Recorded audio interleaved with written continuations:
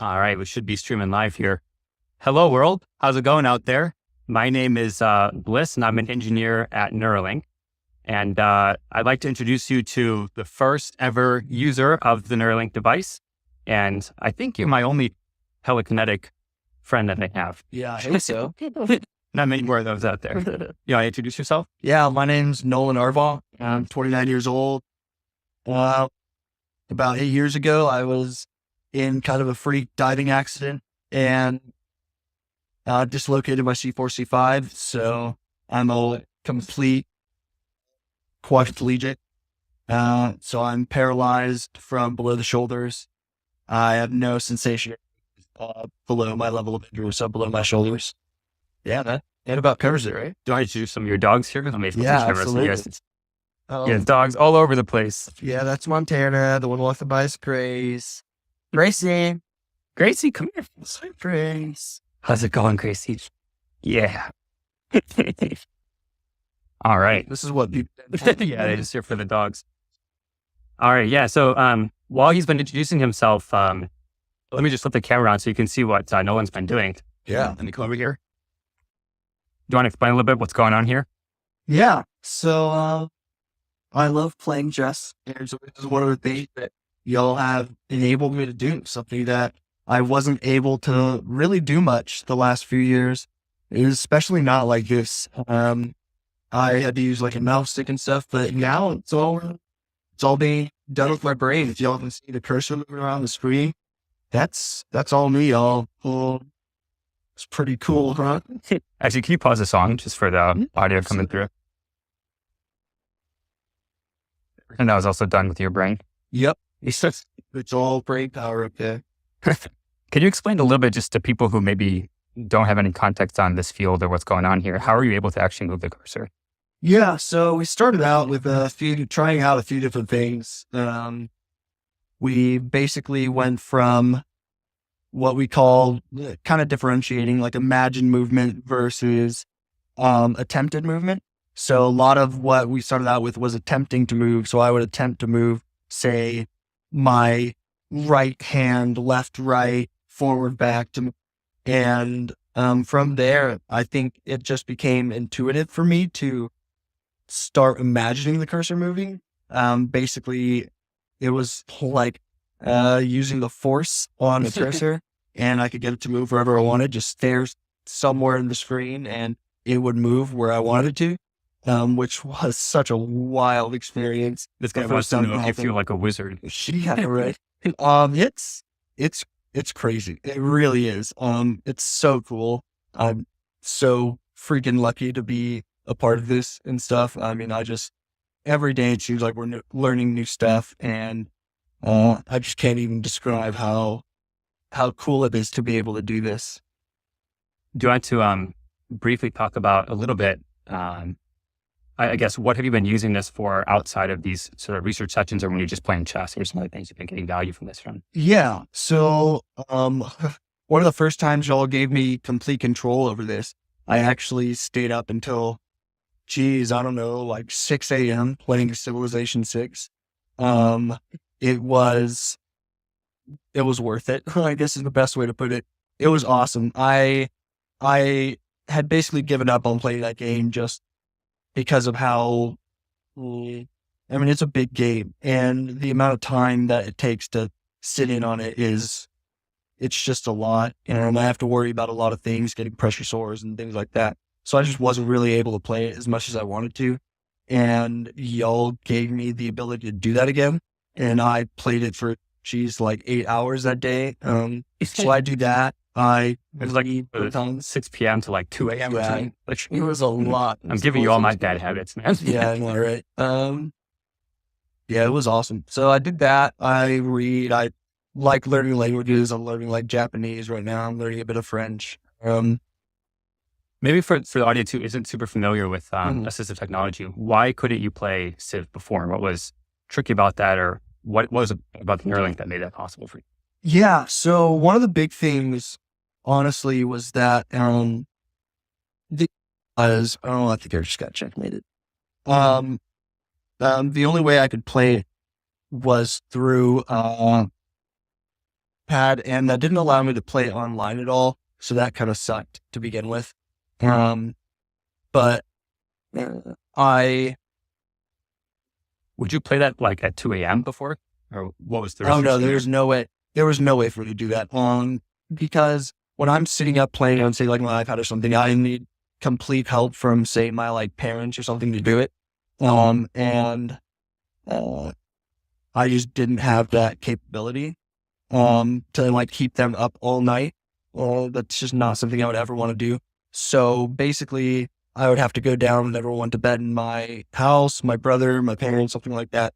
And then on top of that, I can only play for a few hours at a time because, you know, I have to worry about pressure sores and stuff. I have to be readjusted. I have to do weight shifts, things like that. Just things that come with being a quadriplegic and stuff. So, it just wasn't really feasible for me to, like, say, play a full game or anything. And now I can literally just lie in bed and play to my heart's content. Honestly, the biggest restriction at this point was like having to wait for the implant to charge, which I installed.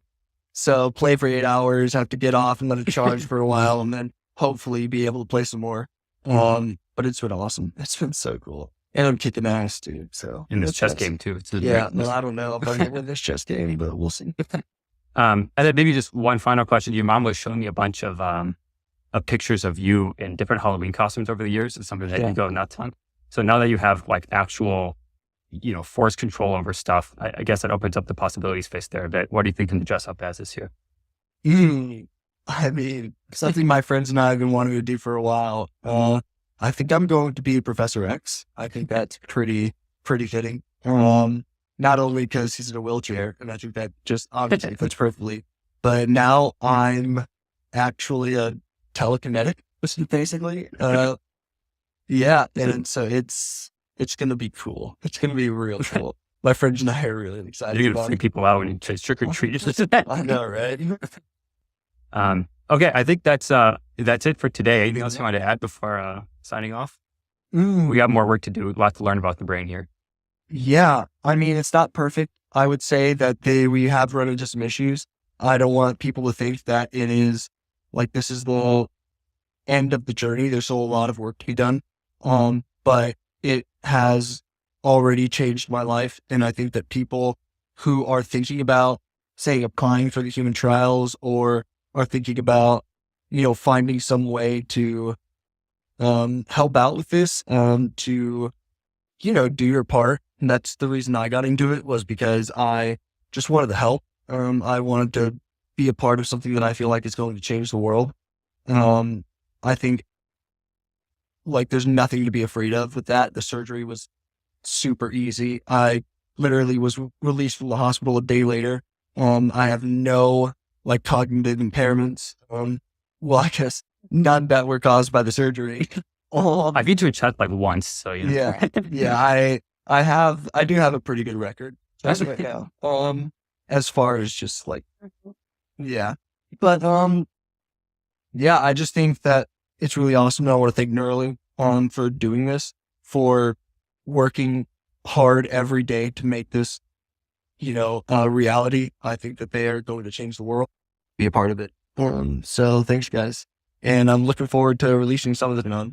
So I'm not going to lie, that kind of hit hard towards the end. I was a little bit emotional, but obviously also incredibly uplifting. And this might not make sense for people that probably don't play games, don't really have a gaming background, or don't do things like playing chess that can be done online. But I mean, if you imagine losing so much functionality of your ability to interact with the real world, getting that back, to at least interact with your computer and all the stuff that's available through it, I mean, that seems like a big deal. So here's kind of what the Neuralink looks like. So for people that maybe haven't heard of it before, so this is Elon Musk company, one of them. And we've been kind of hearing things about it for a while, but this is the first sort of unveiling of a real human, I keep wanting to say test subject. That's probably not the word that they use, trial subject. And so it's an implant brain-computer interface. It's fully implantable, cosmetically invisible, and designed to let you control a computer or mobile device anywhere you go. And these are kind of the parts of it. So a biocompatible enclosure, is hermetically sealed and withstands physiological conditions several times harsher than those in the human body. This is the battery, the N1. So they're referring to this whole thing as the N1, kind of version 1 of the Neuralink. The N1 implant is powered by a small battery charged wirelessly from outside via a compact inductive charger that enables easy use from anywhere. So when he's talking about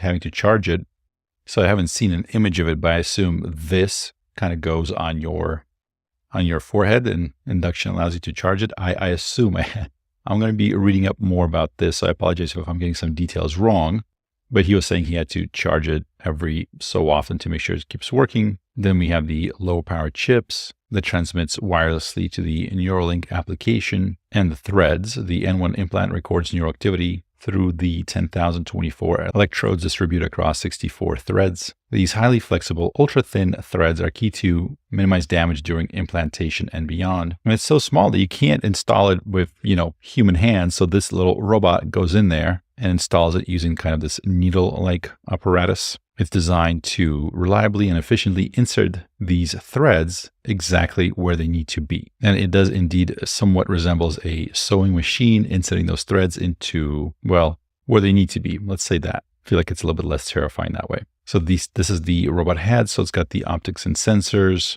And if you zoom in, that is the needle. The needle, which is thinner than a human hair, grasps, inserts, and releases threads. And this is kind of expected to be the next generation brain-computer interface that's going to allow us to, as it evolves, becomes better, to take even more of an advantage of things like robotics and AI and other advancements in technology. If you think about how quickly you're able to think things versus how quickly you're able to, for example, say them out loud or even type stuff in using your hand, your ability to interact with whatever computer or whatever you're using would be much faster, much more seamless if you're able to do it with something like this. And looking at the video earlier, it does seem like it's fairly simple for him to interact and move the mouse. So here's kind of they have a little demonstration. How he described it, it seemed pretty simple. Like it wasn't awkward. He didn't have to struggle with it. So very exciting. Looking forward to learning more about this. My name is Wes Roth, and thank you for watching.